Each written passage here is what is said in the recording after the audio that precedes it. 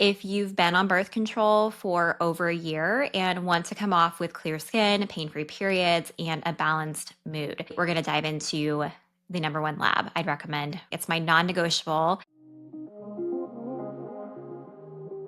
Hello, welcome back to another episode of She's in Sync. We are diving into the number one lab that you should be running before you stop birth control. But before we do, I just have to share. I'm recording a couple podcast episodes today back to back, and I needed a break. So it's finally nice in Ohio. And so I took my dog Blue outside, and he has long hair and black hair. So he is not a fan of the warm weather. So when mom likes to go outside and be outside in the sun and the warmth, Blue doesn't like it. He would much rather be in the depths of winter in Ohio, laying in the snow in the pitch black at night at 10 p.m. We let him out to the bathroom for the last time. So I tried taking him outside, and he just stood there in the driveway and was like, no, and wouldn't move. So I was able to probe him maybe a few feet from the house, and then he just turned around and was like, nope, going back inside to the air conditioning. So it was just funny. I had to share that. Anyways, let's talk about not stopping birth control until you run this one lab. So last week, I dove deep into my signature process for helping women have a smooth transition off birth control. And today I'm going to be talking about the number one lab test I'd recommend doing. It's my non-negotiable. If you've been on birth control for over a year and want to come off with clear skin, pain-free periods, and a balanced mood. So if you didn't check out last week's episode, I would highly recommend it just to dive deeper into not just the labs I run, but other things to consider with your transition off birth control. But today we're going to dive into the number one lab I'd recommend running. And it was really, really hard for me to pick a single lab. And I wouldn't say I have a favorite lab necessarily. Um, but if I had to narrow it down, this would be my number one choice because it's so, so important. And, this lab, I'll just come out and say it, this lab is the hair tissue mineral analysis.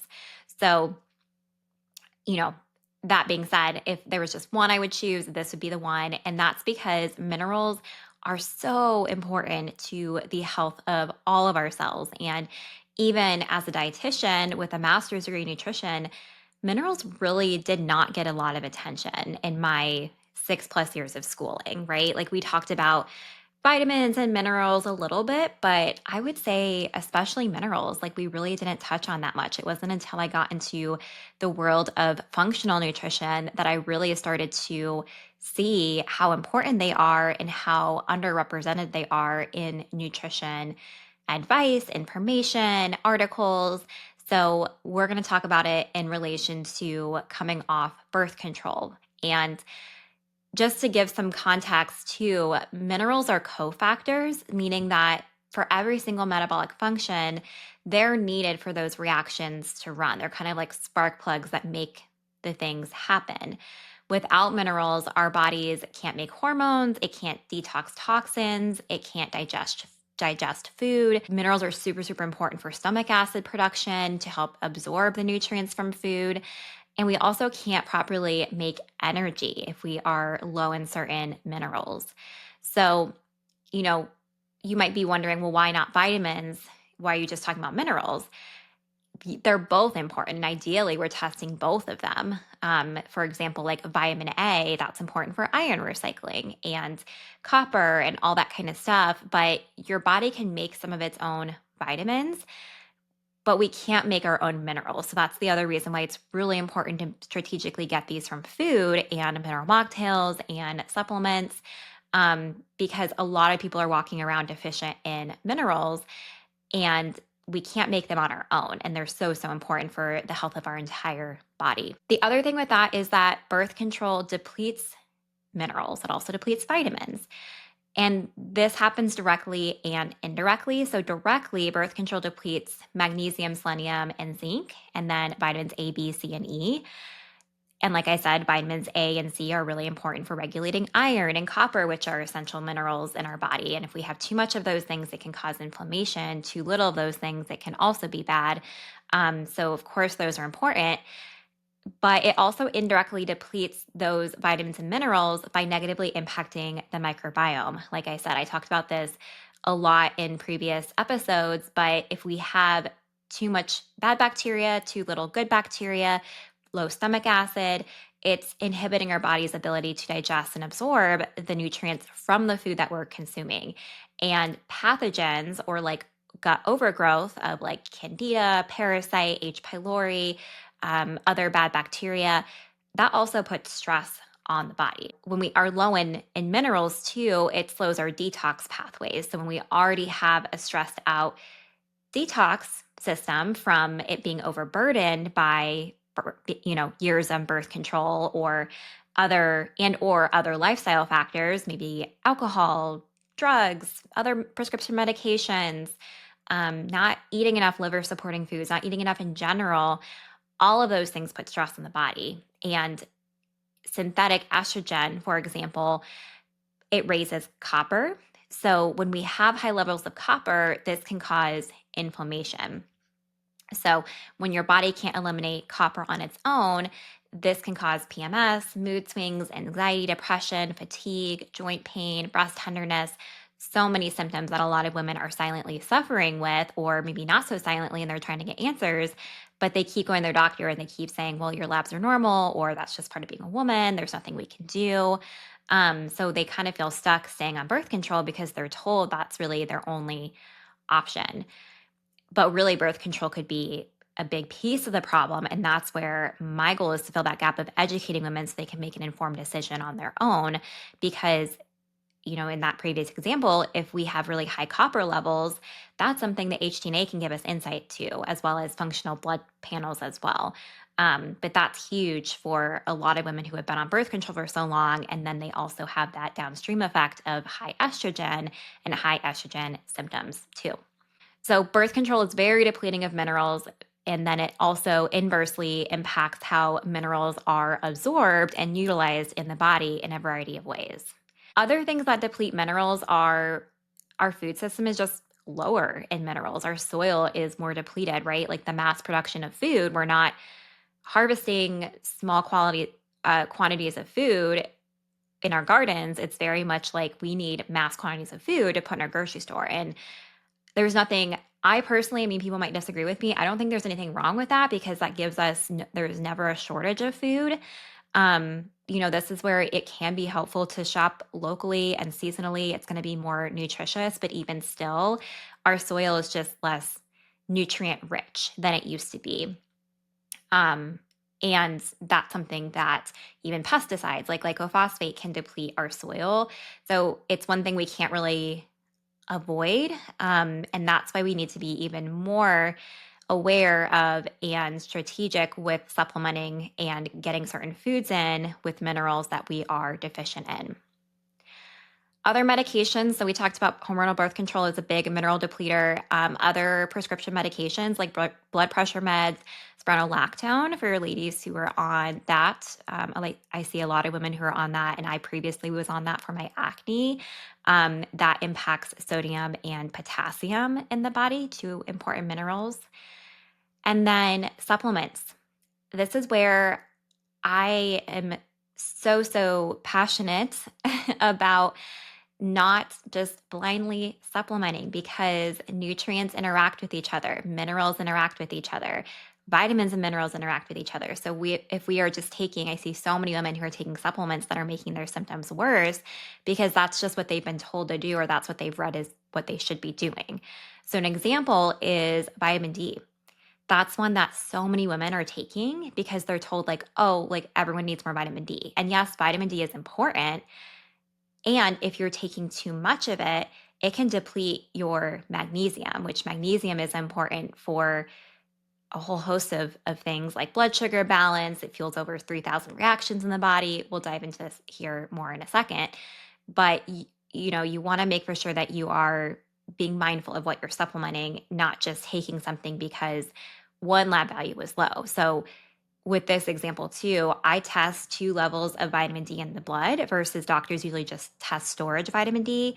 I look at free vitamin D and then I also look at storage vitamin D because if one is high and the other is low, supplementing might not be what you need to do. We need to also look at vitamin A, we need to look at circadian rhythm, we need to look at a lot of different things here. So, important to holistically look at everything that's going on and all the pieces of the puzzle and not just take a supplement blindly. Water filters remove minerals. So water filters deplete or like get rid of the bad, but they also get rid of the good minerals that are naturally occurring in our water. Stress is the biggest mineral depleter. This is one that we cannot avoid this.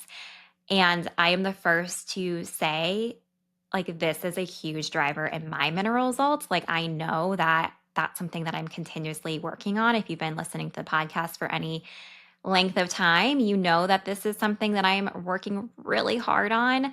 And I'm making strides. I'm making strides here, but we can't live a stress-free life, right? Like we can't just all quit our jobs and move to a desert island and not have any worries. So we need to make for sure that we are managing our stress, but we are also building our stress resiliency. That's our body's ability to cope and to manage with stress. And I talked about this last week, but birth control negatively impacts our ability to cope with stress, and it makes us more likely to develop anxiety, depression, other mental health concerns. So if you compound that with stress and its depletion with minerals, it's just this whole gasoline on a fire type of situation going on. And the last big mineral depleter that I see specifically in women that I work with is dieting and undereating, or maybe a past history of dieting and undereating. Um, I have worked with a lot of women who have recovered from an eating disorder, disordered eating, and that stuff takes some time to recover from, right? And then there are the other set of women that they are unintentionally under eating because they're doing what's healthy, or they are really focusing on protein versus also incorporating enough carbs and fats. So we want to make sure that we have a balance, that we're fueling our bodies appropriately based on the amount of energy we need, our lifestyle, and also our stress, because you also need more energy and more minerals when you are stressed, and also leading up to your period, which is something that's cool in terms of like cycle syncing. So diving into more of the importance of specific minerals for hormone health. So I'm not going to go through all of the minerals. I'm actually going to share a case study here and a little bit of someone who purchased my birth control reset, which is my mineral test with a customized protocol and video review of your results, just as a really good starting point for your breakup with birth control journey. So we'll talk about that, but I want to dive into 3 specific minerals that birth control depletes that are really important for hormone health. The first one is magnesium. I already prefaced this one fuels over 3,000 reactions in the body. It's important for energy production, important for blood sugar and blood pressure. It converts vitamin D in the body to its active form. So vitamin D also, if you remember, it acts as a hormone in the body as well. Very, very important. So we not only want to have enough vitamin D, we want to also make sure it's converted into a form that our body can utilize effectively. Magnesium also reduces inflammation, relaxes muscles, and so much more. It's the first mineral that we use up when our body is stressed. So this is one I oftentimes will recommend clients supplement with, just because it's really hard to get enough magnesium from food. And typically people just need more of it because we live stressful lives, and, like living as an adult is stressful. And it is just one that's so important for so many different reasons. A cool fact about this one too is that 99% of it is in the cell. So it won't show up in blood work as out of range until it's like really out of range. Same thing with potassium. So this is why testing in the hair is so, so helpful, because it's showing us the past 3 months of mineral status, and it's also showing us what's happening inside the cell, versus blood labs is just showing that point in time and what is happening outside the cell. So it just doesn't give us as much information. If your magnesium is too low, it can cause adrenal insufficiency, depression, blood pressure issues, blood sugar issues, and just stress intolerance. You're less likely to handle stress when it comes at you.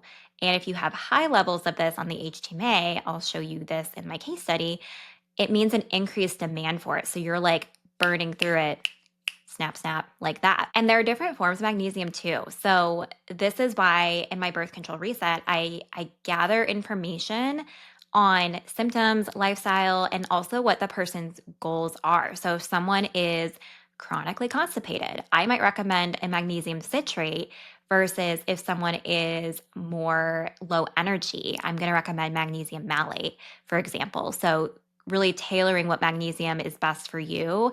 And a lot of women I work with actually already come to me on magnesium, but they're not taking enough of it, or they're taking a form or a poor quality supplement that isn't really doing much for them too. So that's another thing with all my clients. I want to assess what supplements are you already taking and what dosages and what brands, because not all brands are equal and not all types of the supplement are equal.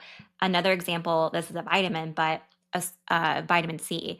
So most vitamin C's out there are ascorbic acid, and that's like kind of an artificial vitamin C, if you will, versus I like to use acerola cherry powder, camu camu powder, a real food form of vitamin C, because that is much better in the body at actually giving you enough vitamin C, and it doesn't compete with other vitamins and minerals in the body like ascorbic acid does. The next mineral that's important for hormones is selenium.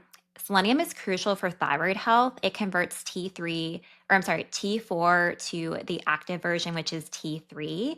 It's also an antioxidant, supports liver detox, and regulates immune responses. So it may reduce the risk of infection. So this is why, well, actually, I think you see zinc more. Zinc is very important for immune system too. So, but selenium, I think of selenium as like really a powerhouse for thyroid health. I mean, it does so many different things.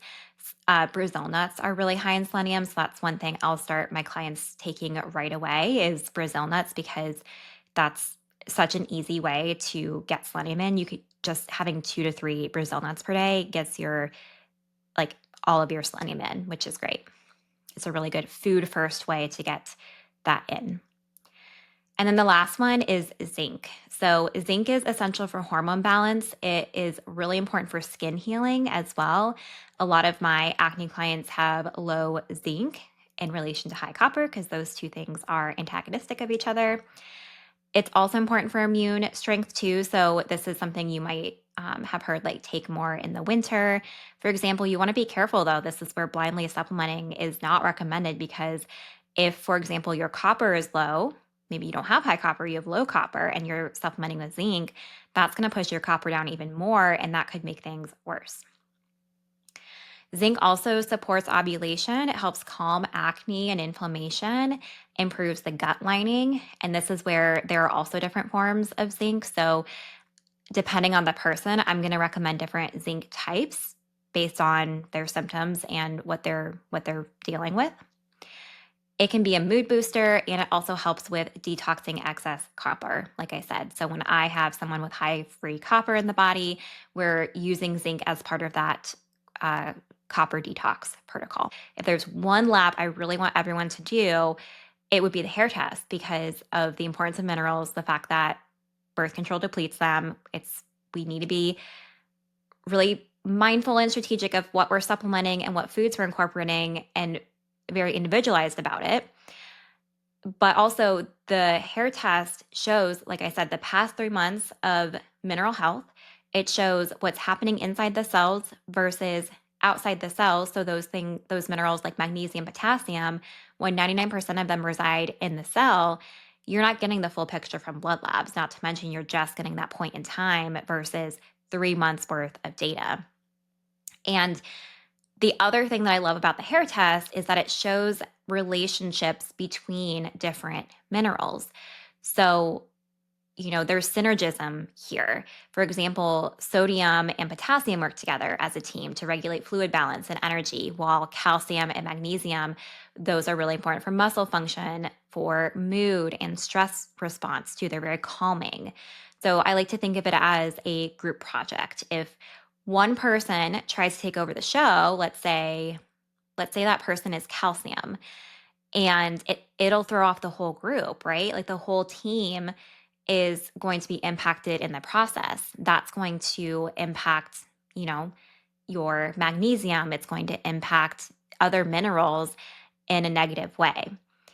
And just like in a group project, when one person is burnt out or missing, the others can't perform their best either. So it's not just about how high or low a mineral is, it's also about how they're working together, which the HTMA shows us beautifully with different mineral ratios. And then finally, too, along with that same line of thinking, with those ratios, we'll talk about this with the case study, it gives us insight into certain body systems. So each ratio shows us how are these minerals working together, and those specific minerals together coordinate with and respond with a different body system, or they're aligned with a different body system. We'll talk about that here in a second. That was a little confusing. So let's talk about the case study here. This is a client, Kay, who she gave permission to share this. I have a little checkbox in my birth control reset asking people for permission if they are okay with me sharing their case studies and results, obviously redacted of any personal information. And she said that is totally fine. So appreciate you for doing that if you're listening. And Kay signed up for my birth control reset back in December. And really her symptoms were her primary goal was she wanted to get off birth control. She had been on it for several years. And she also had on and off again digestive symptoms. So constipation, gas, kind of some like dull abdominal pain. And she was thinking, and her doctor was even thinking, that it could be related to long-term birth control use, which I 100% agree. She also had some anxiety and said she was often stressed and had low libido. So very classic symptoms for being on birth control for a long period of time. Some highlights from her mineral test. So the first thing I look at is metabolic type. So she is a fast metabolic type and she's a fast 4. So there's subtypes. We have a fast 1, 2, 3, 4, a slow 1, 2, 3, 4. We want to be closer to a fast or a slow 1. Ones are more imbalanced, means everything's fast or everything's slow. The further we get away from that, the more out of balance we are and the more chronic stress or depletion is taking over. So Kay is a fast 4. So we are at the kind of burnout phase. She's nearing exhaustion, almost going to a slow. So what that means in like, I know it's getting a little sciencey here. This is a very complicated test, so I'm trying not to get too in the weeds with it. But basically what this means is that her body was in fight or flight constantly, and she had a tendency towards decreased thyroid and adrenal activity.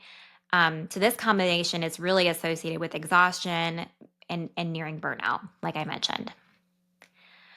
She also has what's called a 3 lows pattern. So her calcium, her sodium, and her potassium were all low. Her magnesium, on the other hand, as you can see, is higher. So you want to be within this white section that's optimal. So her magnesium was higher. But like I said, this doesn't mean she was eating too much magnesium or that she should have avoided magnesium. This means that she is burning through magnesium very quickly. So these levels will go up and then eventually they're going to go down. So she's nearing a 4 lows pattern here where all 4 of her macro minerals, her calcium, magnesium, sodium, and potassium, are trending towards low. She's already low in 3, then that magnesium, she's burning through it. So we want to prevent that from going low. So this is where, it is a very nitty-gritty test. This is one that took me a long time to really get in the weeds of and get lots of experience with, but it is really cool once you understand it because it can give us so much information, just this one test alone. A few other things to note too, with her lower sodium and potassium and also cobalt towards the right side of the test, this will show that she is probably low in stomach acid, which could explain her digestive issues. I would, this is where having a GI map is also really helpful information. But just this alone, I was like, let's incorporate some digestive bitters, some bitter foods. Those naturally help with stomach acid production. So those are things that right off the bat we can implement to help with digestive stuff, even without getting a stool analysis. Her sulfur at the very right side was nearing high. Whenever sulfur is higher or lower, this indicates possible liver stress. So, focusing on liver loving foods like beets, bitter greens, collagen, cinnamon, those types of things are very supportive for the liver, as well as castor oil packs. I'm a big, big fan of castor oil packs too on the liver. Her toxic metals. So she had very high levels of mercury. So, as part of her protocol, I gave her a list of things to check. So, certain foods, medications. I recommended she test her water, even certain like skincare products or cleaning products like Lysol, Comet, Ivory soap. Those types of things are prone to having mercury in them. So, it's important to kind of rule out what exactly is happening for you. And with toxic metals, this is leaving the hair. So, this is why I like to give people a list of things to check on, because this might mean it's a current exposure or it could be it's a past exposure and she's eliminating it from her hair. The last thing that I focus on here are with this test are significant ratios. This is my favorite part of the test because, like I said, this correlates to a certain body system. So I'm going to highlight the ones that were out of range for her. So the first one is her sodium potassium ratio. This is your vitality of your cell. This means all of your cells have sodium potassium pumps, and it's really just showing how healthy are your cells. And this one's really important for stress resiliency. So when this one is low, it's showing chronic stress for a long period of time. And remember, stress isn't just mental, emotional, it's also physical. So, under eating, over exercising, those types of things can wear the body down. And so, that's again something that I'm also assessing in that intake form. I ask people for an example day of eating, their stress levels, what causes stress, things like that, because then I can customize this and say, I remember for her, I was like, hey, I think we're under eating here. Like, let's bump this up. And I gave her some tangible steps of how to do that. The next one is her thyroid ratios. So that's calcium and potassium right next to it. This one's high. When this is higher, it means slower cellular thyroid function. So even there, I'm saying, okay, we need to work on some thyroid health. Potassium is really helpful for thyroid. Making sure you're eating enough is really helpful. Stress management. Iodine, this test unfortunately doesn't directly test for iodine, but there are some other, I'm not going to dive into it today, but there are some other things in this test that can give me a clue if iodine is possibly low. But I don't include an iodine protocol with the birth control reset because it's a more in-depth protocol that I want to monitor clients with. So that's more of my my VIP coaching. And then her adrenal ratio. So this is her sodium magnesium, super low. This is showing really sluggish, worn out adrenals from chronic stress. So overall, we're seeing a very depleted chronic stress picture with K. And her calcium magnesium, it's nearing low. So I just wanted to highlight this one. This is the blood sugar ratio. So this is where calcium, magnesium, very important for blood sugar regulation, very important to have them in balance. If this ratio is lower, it indicates a tendency for higher blood sugar. This also makes sense because when we are chronically stressed, we're chronically secreting cortisol. That negatively impacts our blood sugar and can lead to high blood sugar and high blood pressure. So we can't just, sodium a lot of times gets the bad rap for blood pressure specifically, and then like sugar gets the bad rap for blood sugar. But we have to look at minerals because minerals are optimizing how our cells are functioning at a cellular deeper level. So if your cells aren't functioning optimally, you could be really prone to fluctuations in blood sugar if you are deficient in, let's say, magnesium or calcium, for example. So based on her results, I created a custom protocol with specific foods rich in minerals she needed most. We really focused on calcium, uh, potassium, and sodium rich foods, and then supplementing with magnesium. And then there were a couple other supplements that I recommended for her too. Like I said, the bitters to support digestion. I recommended an optional liver support supplement for her, or castor oil packs.